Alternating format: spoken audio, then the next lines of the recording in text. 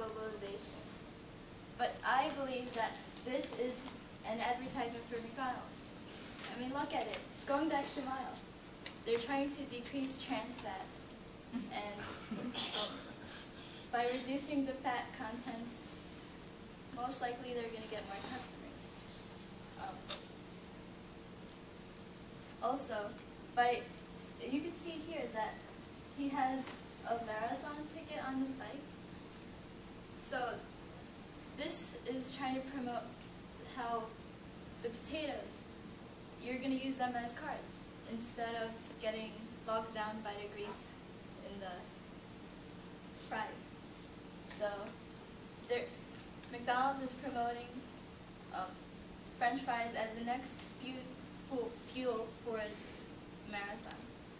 Instead of having pasta for your next meal, if you want to win the race, why not eat French fries?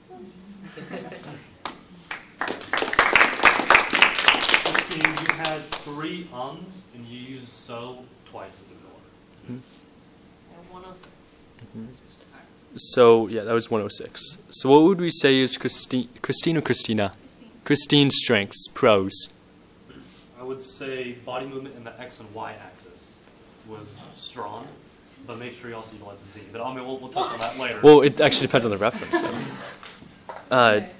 I just want to make a note that I thought your ending was really strong. I think you said, why not French fries? So that, again, that opens it up for a little bit of questioning from our part and answering, and that was a really great way strong way to close it off. So it was a good job with that. Your gestures, I think, again, as you were holding the papers, and it was a little bit constricted. But again, feel free to use them, right? Because I know I think one good thing you did with body movement was you walked back.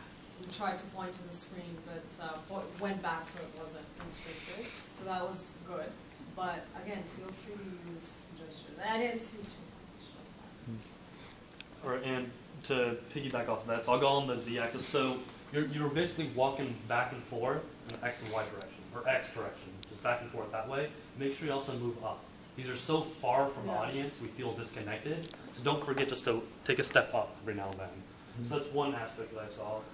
This is more towards what we're going over today with transition words. Use the word also a lot as a transition word, so vary that up.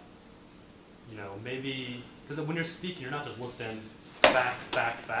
When your content was back, and then you built on it. So use different types of transition words as you see fit. So more specifically, for example, as you can see. So it's 2 things. Well, when you were looking at the audience, you did a really good job of scanning across. So you actually hit the whole 3-quadrant thing.